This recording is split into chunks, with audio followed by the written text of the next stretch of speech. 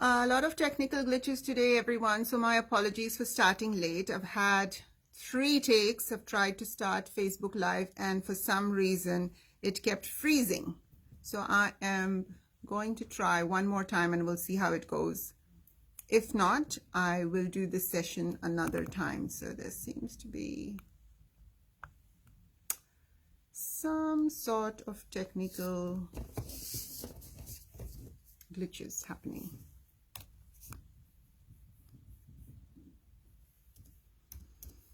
Well, it's 4:15 already, and I've been trying to go live for the past, 10 minutes, and it kept freezing. So those of you who have logged in, can you actually hear me? There's no point me talking for the next few minutes if no one can hear me. So would some kind soul please pop into the comments if the audio is okay?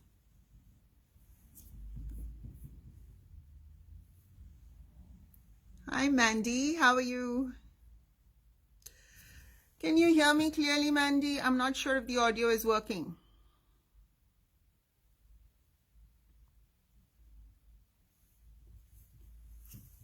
Oh, good. Thank you.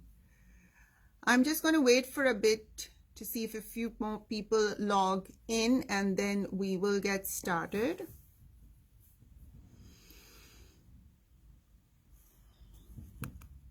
So hopefully everyone's having a nice Sunday so far. Mine's been fairly busy. In fact, just finished presenting a talk, and now I've hopped onto Facebook Live to do a particular topic that I've been asked by a lot of people to talk on. So I will just wait some more time before we get started.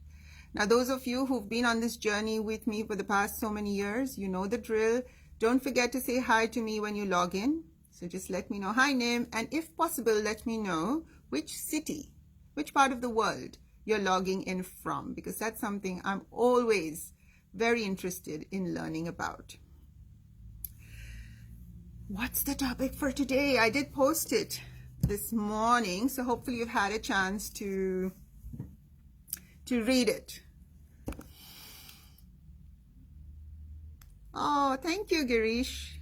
That's nice. I'm glad you enjoyed the talk I just gave at Harman Foundation. It was such an important topic as well, and it was really nice to be part of it. So thank you. Today we're talking about, believe it or not, junk food. Now, what's Nim doing talking about junk food when typically I talk about communication skills and leadership skills and how to get ahead in your profession and how to build self-confidence? Why on earth am I talking about junk food today when I'm not a health coach or I'm not a physical trainer? The reason I'm talking about how to stop eating junk food is because so many of my clients, so many people I talk to on a daily basis have told me that one of the things they have struggled with consistently since last year, since the pandemic started, since this whole COVID-19 situation started, and it particularly accelerated in the recent lockdown in Sydney, is the habit of constantly eating junk food. So many people are telling me that they don't feel good about themselves because of the amount of junk food they're eating. They're finding it very hard to exercise any kind of self-control, and that is impacting many other areas of their lives. So I thought, why not talk about that today? All right. Hi, Dipali. I'm well, thank you. How are you? Here I have yummy lollies calling out my name, saying, eat me, eat me, eat me.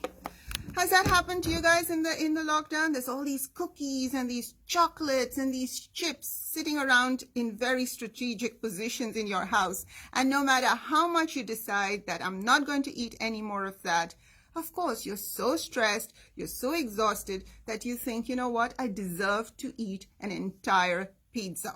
Or I deserve to eat half of that mud cake that's sitting there on the kitchen bench top. And we justify those choices to ourselves hoping to feel better. But of course, we all know what happens when we give in to the temptation of eating junk food. We feel terrible about it afterwards.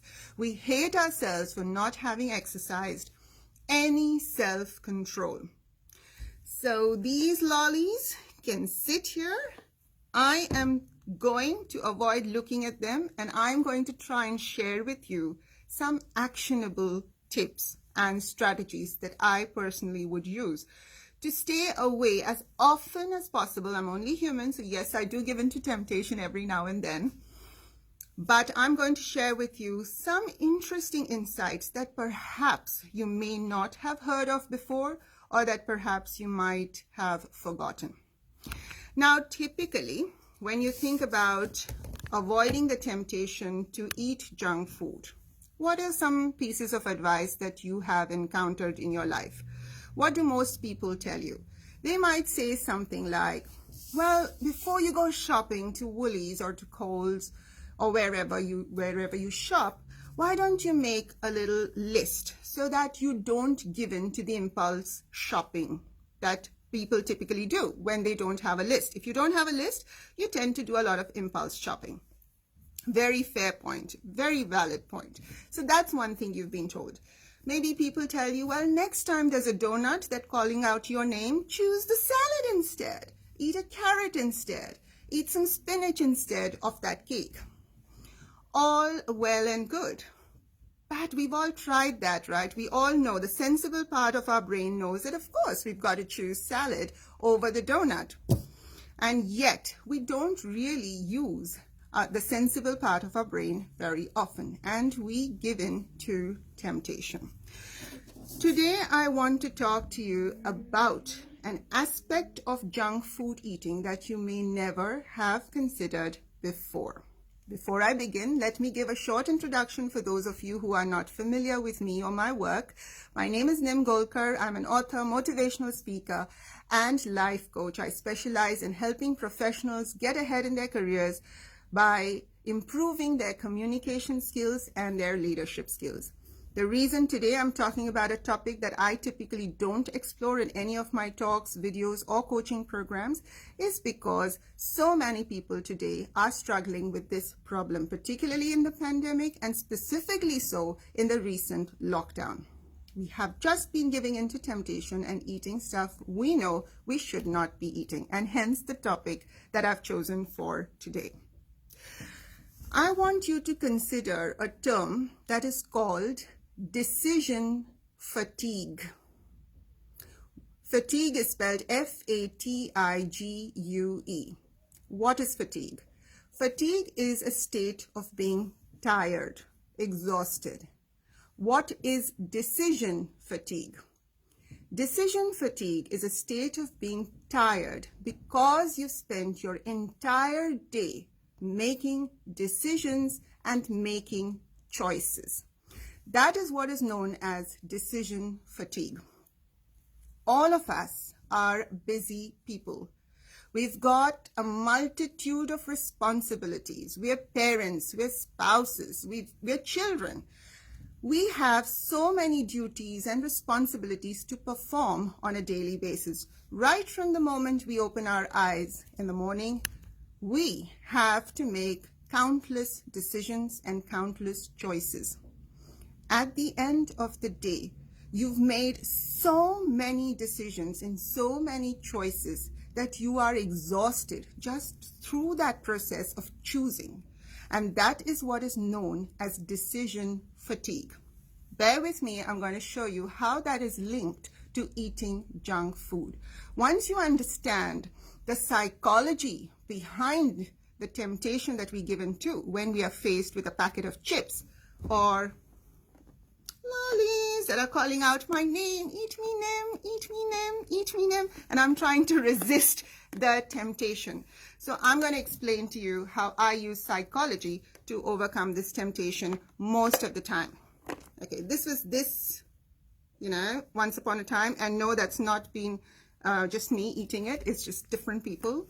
I'm in my office at the moment, so I'm not the only guilty party. But let me talk to you a little bit about the psychology behind it. Next time you go to the supermarket, next time you go to Woolworths or to Kohl's, and you are at the checkout counter, look around you to see what has been placed there. Typically, when you are near the checkout counter, what do you see? You see the soft drink cans. You see an assortment of chocolates. You see all the yummy stuff that you know is not really good for you. Do you think that's been placed there accidentally? Of course not. It's a very strategic marketing move. And do you know what the marketing team is banking on? They are banking on decision fatigue on your end. Let me explain. You go to Woolworths and you pull out a trolley, an empty trolley that's soon going to be full in another 20 minutes, but an empty trolley nonetheless at the starting point. And you start weaving down the different aisles. Imagine the number of decisions you have to make. When you arrive at the bread section, oh my goodness, tough decisions. Should I buy wholemeal bread or should I buy multigrain? So you stand there pondering and thinking, what does my husband like? What does my wife like? What do my kids like? If you've got more than one child, you're trying to think, well, one likes multigrain and one likes wholemeal. What should I buy so I can keep the entire universe happy? Decisions, decisions, and more decisions. So you spend 10 minutes in the bread aisle thinking which bread to buy. Finally, you decide, you know what? I'll just get the multigrain. So you pop it into your trolley and you feel a little bit good about yourself and you move on. And then let's say you go to the pasta section. Oh my goodness, another big decision coming your way. You're thinking, should I cook pasta this week? Hold on, but I made pasta a fortnight ago. Would the kids be annoyed that I keep making the same thing? Oh, but what if I buy this other brand of pasta? Maybe I can fool them into thinking this is a whole different dish. So you spend another 10 minutes in that aisle wondering whether to buy pasta. And once you've decided whether or not to, you then spend another 6 to 7 minutes figuring out which pasta.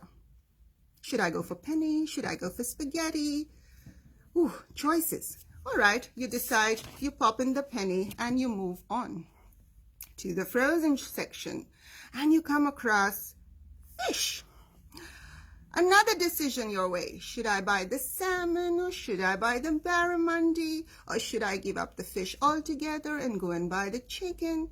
Once you go to the chicken section, you think, should I buy the corn-fed or should I buy the organic? Should I buy the one that's on special or should I buy the one on full price? So many decisions, right? Finally, you decide and your trolley is now groaning under the weight of so many things that you never really wanted to buy in the first place. And you arrive exhausted at the checkout. Okay. When you come to the checkout, you have decision fatigue, which is what I mentioned earlier. You're super exhausted after making these countless decisions. When you arrive, you're so exhausted from all the choices you've made that you look from the corner of your eye and you see the chocolates, the soft drinks. And because you are experiencing decision fatigue, you can't be bothered anymore exercising any self-control or willpower. You lean forward, grab the chocolate that's calling out your name, and you say, you know what, why just one? I'll get another. And so you get two and pop it in the trolley. And then you're eating chocolate for the rest of the night. This is what marketing depends on. They depend on your decision fatigue. Now, why am I talking about decision fatigue? Because if you spend an entire day making all kinds of different decisions, some of the most common culprits of decision fatigue are meal planning. Another one is, let's say you are, in a meeting, and then you're deciding, should I speak up or should I stay quiet? Is this the right time for me to open my mouth or should I wait? Is this something I should speak in front of the entire team or should I speak about this one-on-one with my manager? Again, decisions. Again, choices. Right? And then you are submitting a project. You are thinking about that project. What's the best way to do it? Should I email it or should I check it before I send it? What happens is when the day reaches its end, you are exhausted from all those choices and all those decisions. And then when you open the pantry and you see the cake or the cookies or the packet of chips, you cannot exercise any more self-control and you're given to temptation. And that's how your journey with junk food begins. Now, what are some strategies that you can implement to reduce decision fatigue? Because when you reduce decision fatigue, you reduce the urge to eat food that is not good for you or for your body. Okay? One of the ways to reduce decision fatigue is to limit your options. Let's say you want to go and buy a new t-shirt or you want to buy a new dress and you decide to shop online. Limit your options. Just decide ahead of time, I'm just going to look at 3 different stores or 3 different brands, and then I'm going to make up my mind. If you decide to look at 20 different online stores before you make a decision, you will experience decision fatigue. And then when you switch off your computer and go to the kitchen, you are going to eat half the tub of ice cream. So the first option is limit your options. Give yourself less number of choices and you won't have to spend as much time deciding between all of them. That's what I do. When I go shopping, even when I go to an actual physical shopping center, and let's say I want to buy a nice skirt or a nice top, I don't go and look at every single clothing store in the shopping center because I know that it's not the only decision I'm going to be making in a day. I mean, just buying a skirt is not my only decision. I have got countless other decisions to make. I have to interview for people who want to come on board in my team. I've got to decide which resume to go through. I have got to decide what to say to upcoming meetings. So many decisions. Of course, I'm not going to spend all my time deciding which skirt I'm going to buy, which top I'm going to buy. So I decide, you know what, I'm going to go to 3 of my favorite stores, look at the prices, look at the options, and then buy whatever suits me best. Limit your options. The second thing I want you to remember is plan ahead, prepare ahead. Okay? If you know you've got to go, jogging in the morning, or you got to exercise in the morning, or you got to go to the gym in the morning, why do you want to spend time deciding what outfit to wear? Keep everything ready the night before so that when you wake up in the morning, that's one less choice you've got to make and you reduce your decision fatigue for the day. So my second strategy is actually to prepare ahead of time. And the third and the last strategy is don't overthink the small decisions. Wholemeal, multigrain, I mean, they're both healthy options. Just pick one and get done with. Barramundi salmon, just pick one and get it done with. These are small decisions. They are not life or death choices, right? So wherever there are small things at stake, if by making a wrong choice, the consequences are not going to be too bad, don't overthink those decisions. Okay, so those were my 3 options for reducing decision fatigue. Firstly, limit your options. Secondly, prepare ahead. And lastly, don't overthink the small decisions. If you reduce the number of decisions you have to make on a daily basis, you reduce decision fatigue. And when you reduce decision fatigue, you can say no to these. So that's it from me, guys. I hope you've enjoyed today's session. As I said, it's a very unusual topic for someone like me who typically talks about communication skills and leadership skills. But I thought for a change, let's talk about how to stop eating junk food because it's something a lot of people approach me for guidance on. And I thought I will share the psychology behind it because I'm someone who loves psychology and I love to understand why we do what we do. So I hope this makes it just a tad easier for you in the coming week to resist the chocolates and the cakes and the ice cream. By all means, enjoy those food items. That's what life is all about, to enjoy yourself. But it's also about balance. Once we understand the power of balance, we can live the kind of lives we are proud of living. That's it from me, everyone. Stay safe, stay well, enjoy the rest of the week. See you soon. And for my clients, I'll see you all in the coming week. Bye for now.